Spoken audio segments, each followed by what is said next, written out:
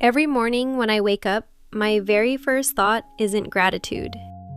It's more like, ugh, another day. And then I feel guilty about it. Because I know the teaching says this human life is precious. But somehow those words just sit on the surface. They never really land. Amy, what you just described, that gap between knowing something and truly feeling it in the bones, that's exactly what Han Xiangzi wants us to see clearly today. Good morning, everyone. Greetings to all fellow seekers of the heavenly way. Welcome to Resonance of the Tao, compassionate words from the Buddhas. I'm Leo. And I'm Amy. So honored to study together with Leo today as we explore the sacred teachings of Han Xiangzi. Today's episode focuses on a teaching bestowed by Han Xiangzi, one of the 8 immortals, on the theme, "The human body is precious." This teaching comes in 2 parts, the opening couplet verse and the main teaching text. Let us begin. I'd like to first invite everyone to take a slow breath. We're about to receive something rare today. That's beautifully said, Amy. Let us now reverently recite the opening couplet verse, the Zhentan Guanding Shun. One who receives the One becomes great. The Tao is vast, its principles subtle. The body is the Bodhi tree. Embody and practice wondrous awakening. The responsibility cannot be evaded. Do not shirk your duty. Having received the Tao, perceive the subtle. Virtue and conduct complete together. Before we explore each line, there's a hidden gem in this verse that Han Xiangzi has woven in, an acrostic. If you take the first character of each of the 4 lines, Ren, Shen, Nan, De, together they spell out the very theme of this episode. Ren, Shen, Nan, De. The human body is precious.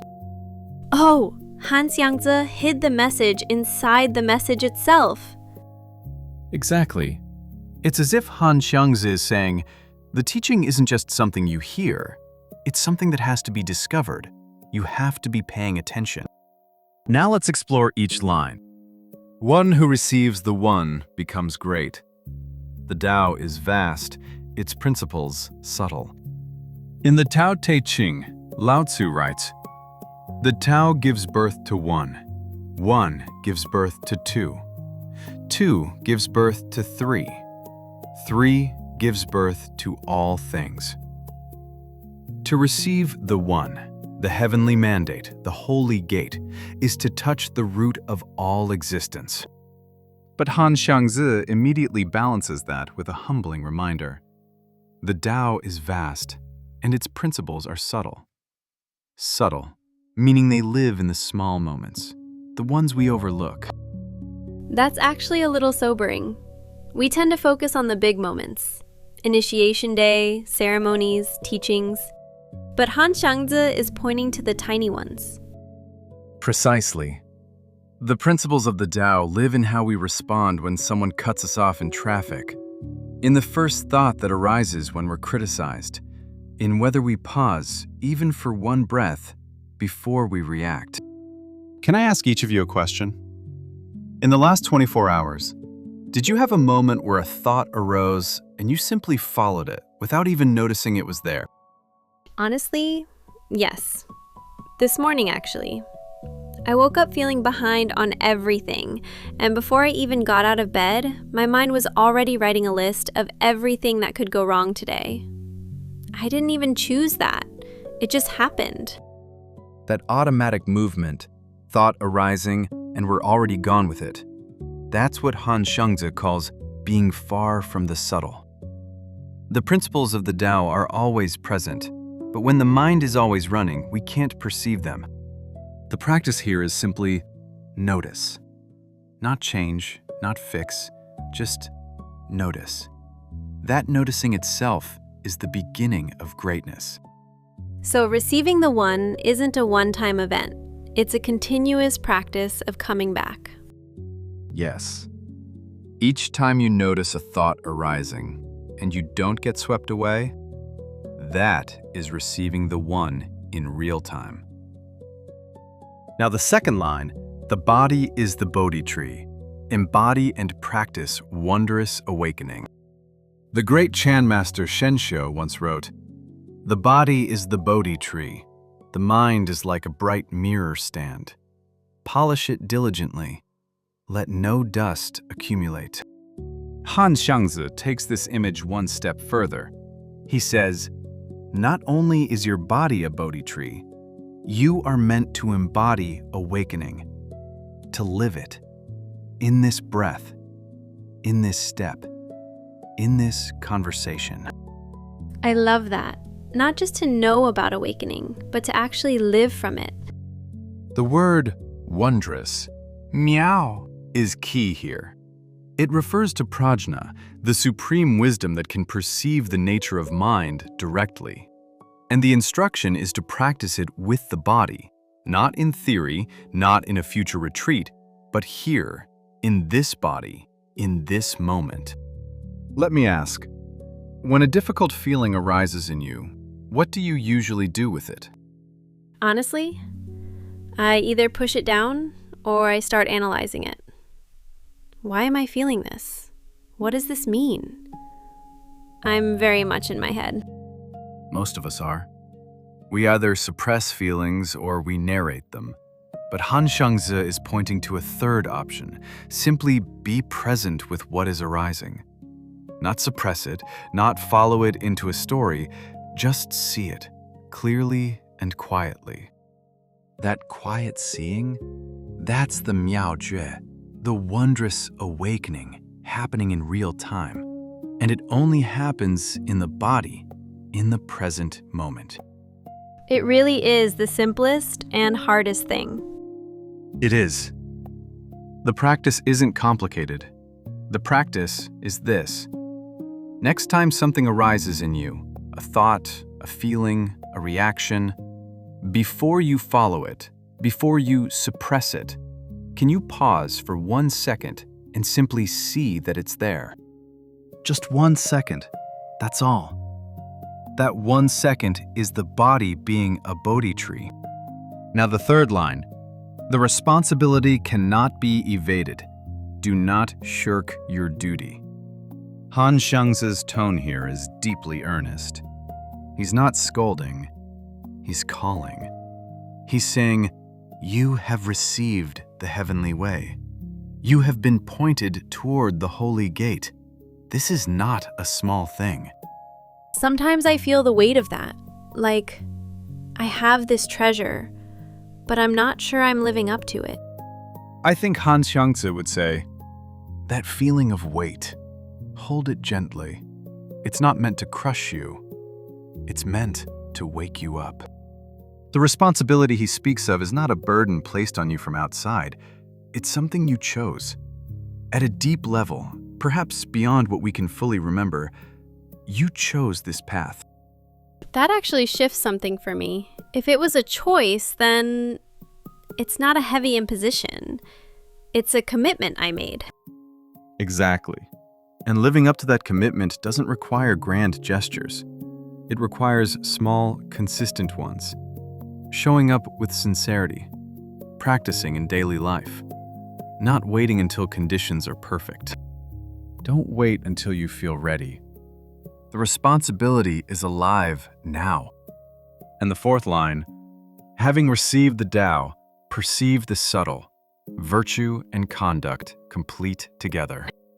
Receiving the Tao is the starting point, not the destination. Han Xiangzi says, having received, now perceive. Perceive what? The subtle, the fine-grained texture of your own inner life, the barely perceptible thoughts that drive your words and actions. And then, virtue and conduct together, De and Xing. These two must be complete, not one without the other. You can have beautiful intentions and poor habits. You can have disciplined habits and a closed heart. Han Xiangzi says, both. That's actually a good check-in question for daily life. Am I cultivating both my inner state and my outer behavior? Exactly. Not asking yourself, am I a good person in some abstract way, but looking specifically, where is my inner sincerity lagging? Where is my outward behavior inconsistent with my values? That's the subtle perceiving Han Xiangzi is pointing to. So those are the 4 lines of the opening couplet verse. Now let's enter the main teaching text. I'd like to first read the full teaching text so our listeners can receive it whole. Please.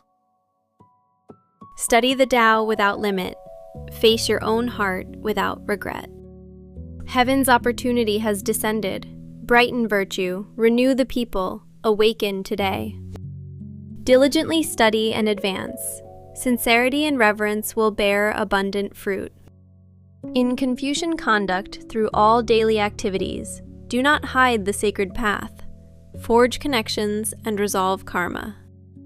Let the great Tao guide your future understanding. Commitment to understanding the principles shall never cease. To open the door, dwell in cultivation, transform your karma. Hold true to your vow, and flower and fruit shall come. Offer your fragrance. Act, knowing your destiny. Embrace change, and new blossoms open. Heaven grants lessons. Receive the teaching, understand the meaning, know the principles, never violate the rules. Guard your conscience. Do not overstep your place. Everyone follows the rules and fulfills their natural role. Walk the great Tao. Keep the rules. Strictly follow propriety and law. Stay on the right track. True cultivation enters the sacred path. Measured steps, proper conduct, following ritual and etiquette. Thank you, Amy. Now let us explore these 11 lines, not to analyze them from a distance, but to let them speak to our lives. The first line, study the Tao without limit. Face your own heart without regret. 2 movements in one breath. Outward, study without end. Inward, face the heart without regret. The without regret here is not about never making mistakes. It's about honesty. Looking at yourself, at your habits, your fears, your motivations, without flinching, without self-deception. That's harder than it sounds. There are parts of my inner life I would rather not look at directly. Most of us have those places, and the instinct is to protect them, to look away, to stay busy, to tell ourselves a comfortable story. But Han Xiangzi says, no regret, no hiding. Just see.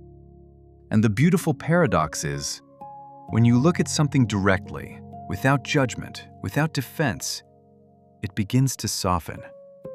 The things we fear seeing most are often the ones most ready to be released. The practice. Today, find one moment, even just 60 seconds, to sit quietly and ask yourself, what am I not willing to look at? You don't have to do anything about it. Just be willing to see it. That already feels like a kind of courage. It is. And it is the beginning of studying the Tao. The second line, heaven's opportunity has descended. Brighten virtue, renew the people, awaken today. The great learning, the Dashui, opens with, the way of great learning lies in brightening virtue, renewing the people, and abiding in the highest good. Han Xiangzi echoes this here, but with urgency. The opportunity has already descended. The timing is now. Awaken today. Not tomorrow, not when life settles down, today. I often tell myself, I'll be more focused when this project is done, when the kids are older, when I feel more settled. That when, that perpetual postponement, is one of the mind's most comfortable traps. And Han Xiangzi sees right through it. He says, the heavenly opportunity doesn't wait for the perfect moment. It is always present, always available. but we can only access it now. This doesn't mean forcing a dramatic transformation today. It means in this moment, in this conversation, in this breath, am I present? Am I sincere? That small sincerity right now is awakening today. I like that. Awakening isn't an event. It's a repeated choice, made in small moments. Exactly. And each of those small moments of genuine presence, that's how brightening virtue actually happens. Not through one grand awakening, but through thousands of small, sincere ones. Third line, diligently study and advance. Sincerity and reverence will bear abundant fruit. The Book of Rites teaches, what is genuine inside will express itself outside. Sincerity and reverence, these aren't just nice qualities. They are the soil in which spiritual fruit grows. I notice when I go to the temple and my mind is somewhere else, going through the motions but not really present. I come away feeling hollow. But when I actually settle in, bring my whole attention, something shifts. You're describing exactly what this line points to. Sincerity and reverence aren't decorative, they're the mechanism. When you bring genuine attention, not performance, something within you opens. And from that opening, fruit naturally develops. But here's the subtle teaching. Diligent study and advancing doesn't mean pushing harder. It means showing up consistently with a genuine heart. Again and again, even when you don't feel like it, especially when you don't feel like it. So when I come to practice feeling dry and uninspired, that's actually the most important time to show up? That's where the real cultivation happens. When everything feels easy and inspired, practice is pleasant but not particularly strengthening. When you show up tired, distracted, maybe even doubtful, and you still bring your sincere presence, that's when the roots go deeper. Fourth line. In Confucian conduct through all daily activities, do not hide the sacred path. Forge connections and resolve karma. Han Xiangzi is pointing to something essential here.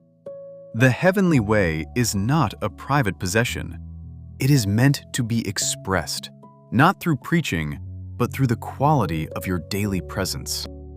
Confucian conduct, walking, sitting, resting, moving, refers to every moment of ordinary life.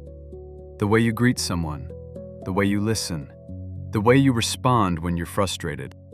So our whole life is the practice, not just the formal parts. Exactly. Do not hide the sacred path.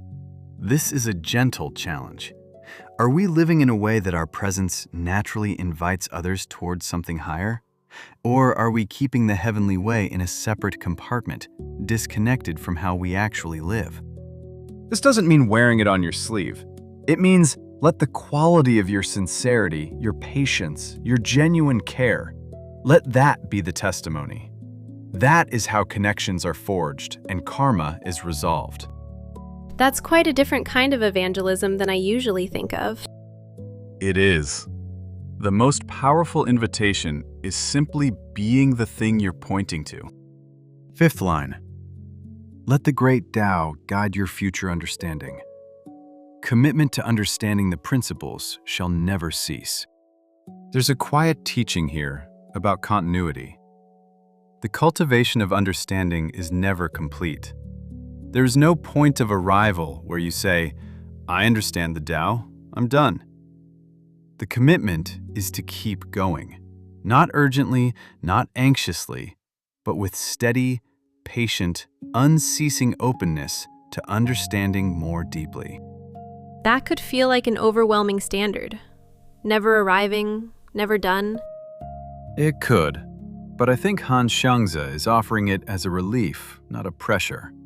When you release the goal of fully understanding someday and embrace the practice of understanding a little more today, there's a lightness in that. You don't have to be finished. You just have to keep going. And here's the deeper invitation. Let the great Tao guide. Not your effort, not your ambition. Let the Tao lead the learning. When we hold our understanding too tightly, we stop being able to receive new light. Openness is the prerequisite for deeper understanding. 6th line. To open the door, dwell in cultivation. Transform your karma. Hold true to your vow, and flower and fruit shall come. I love the image in this line. A flower and fruit that are already present, waiting for us to hold our vow. The potential is already there. The cultivation is already bearing results, even when we can't see them. That's actually something I need to hear. Some days it feels like I'm working and nothing is changing. Han Xiangzi says, hold your vow. The flower is still on the branch, the fruit will come, but we must stay. Don't abandon the practice in the dry seasons. That's precisely when roots are forming underground. Transform your karma. This is the work of a lifetime, done one moment at a time. Each time you notice a habitual reaction and choose differently, that's karma being transformed. Not dramatically, just one small shift at a time. And open the door. The door to deeper cultivation opens not through force, but through willingness. Are you willing to be changed? Are you willing to not know for a while who you're becoming? Sometimes I realize I want the fruit without the transformation. I want to grow, but I want to stay the same. That's one of the most honest things you've ever said on this show, Amy. And I think every listener recognizes it. Han Xiangzi is gently saying, you can't have both. But the transformation, if you stop resisting it, is not loss. It is becoming more fully what you already are. 7th line. Offer your fragrance. Act, knowing your destiny. Embrace change, and new blossoms open. 3 instructions in one line. Know your heavenly mandate, embrace change, and offer your unique fragrance. Your fragrance, this is your unique contribution. The specific quality of your presence, your compassion, your gifts. Han Xiangzi says, offer it. Don't hold it back. Don't wait until you're perfect. Your fragrance is needed now, exactly as it is. I often hold back because I feel like I don't know enough. I haven't practiced long enough. But the flower doesn't wait until it's a better flower before it releases its fragrance. It blooms now, completely, wherever it is. Knowing your destiny, Ji Ming, doesn't mean knowing a fixed script for your life. It means being rooted in the understanding that you are here on purpose, that your life has meaning that extends beyond what you can see.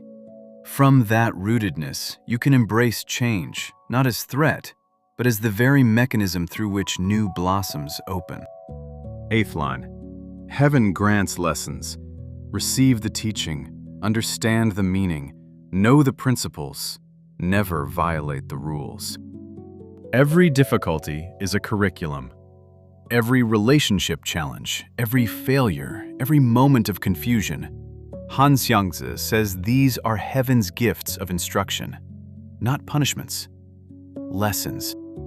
That reframe changes everything. When something hard happens, what if instead of, why is this happening to me? The question is, what is this here to teach me? That single shift, from victim to student, is transformative. And it doesn't require you to be happy about the difficulty. You can feel the pain and still hold the question, what is here for me to understand? Never violate the rules. This isn't about rigid compliance. It's about having a foundation sturdy enough to receive the teachings. When we're constantly breaking our own commitments or living in opposition to our values, we can't hear what heaven is trying to show us. The rules create the conditions for real learning. 9th line. Guard your conscience. Do not overstep your place. Everyone follows the rules and fulfills their natural role. The word for conscience here, 方寸, literally means the square inch. It refers to the heart. Guard this small, essential space. The doctrine of the mean teaches, the noble person acts from within their position and does not desire what is beyond it. There's a deep peace available in this, not resignation, but a genuine settling into who and where you are. I find this challenging because there's always a voice saying you should be further along, comparing, measuring, wanting to be at a different level. That comparing mind, it takes us out of the present moment and into a story about where we should be. And in that story, we miss what's actually available here, in this role, at this stage. Han Xiangzi says, Everyone in their natural role. Your role right now, parent, colleague, student, child, that is your Tao field. The depth of cultivation available there is inexhaustible. the question isn't, am I in the right place? The question is, am I fully present where I am? 10th line. Walk the great Tao, keep the rules, strictly follow propriety and law, stay on the right track. After 9 lines of inner cultivation, Han Xiangzi brings us back to form. Propriety, law, the right track. These are not constraints on freedom. They are the channel through which genuine cultivation flows. I used to think of rules as restrictions, but I'm starting to understand them as containers that make something possible. Beautiful. A riverbed doesn't restrict water. It gives water direction and power. Without it, the water disperses and becomes swamp. With it, the water can nourish everything downstream. The inner intention and the outer form must move together. Neither alone is enough. Both together, that's the right track. And the final line. True cultivation enters the sacred path. Measured steps, proper conduct, following ritual and etiquette. True cultivation. Zhen Shu Xing. Not performed cultivation, not occasional cultivation. True cultivation is the honesty you bring in the dark, when no one is watching, when it doesn't feel inspiring. Measured steps and proper conduct, not rushing, not forcing, not needing to arrive somewhere dramatically, just the quiet, steady, dignified movement forward. I find something deeply reassuring in that. The path doesn't require heroic leaps. It asks for steady, humble steps. And each step, sincerely taken, is itself the sacred path. You don't travel toward the destination. You are the path, in this moment, in this step. Think of Han Xiangzi's 11 lines as a map. Every path on that map, studying without limit, sincere reverence, Confucian conduct, guarding the square inch, true cultivation, they all converge on the same destination. That destination is this: to truly see why the human body is precious. In the endless cycles of rebirth, so many souls never receive the opportunity to inhabit a human body. And we, in this life, were not only born human, but we encountered the Tao. And in this very ordinary evening, in these very ordinary moments with family, at the dinner table, in the first second of hearing an unexpected remark, we still have the chance to use this human body to embody wondrous awakening. That is not merely rare. That is extraordinarily rare. I keep thinking about that feeling I had this morning. Ugh, another day. That ordinary day was actually a gift. I just hadn't seen it yet. And now, you see it. That is awakening today. Before we close, I want to leave one question for you to carry. Think about your life right now. the people you live with, the work you do, the rhythms of your ordinary days. Where in that life is the Tao already present and waiting to be seen? Not somewhere else, not in some future version of your life. Where is it, right now, in what's already here? Don't answer yet. Let the question rest in you. And I'd like to invite you into a one-week challenge. This week, find one moment each day. When someone says something to you or when a thought arises, pause for just 1 second. Don't change it. Don't follow it into a story. Just see it clearly. Then come down to the comments and tell us, when you paused that 1 second, what did you notice? Was it frustration? Longing? A quiet that surprised you? That 1 second of noticing, that is your practice for this week. And your sharing becomes an invitation for someone else to begin. I'm doing this challenge too. I'll see you in the comments. Dear fellow seekers, we have walked together today through Han Xiangzi's guidance, the opening couplet verse, and the 11 lines of the teaching text. Let the words "ren shen nan de," the human body is precious, not remain on the surface. Let them sink in, one breath at a time, one ordinary moment at a time. If this episode has touched you, please like, comment, subscribe, and share with those who walk beside you. Thank you so much for being here with us today. Gratitude for the grace of heaven. Thank you for listening. See you next time. See you next time.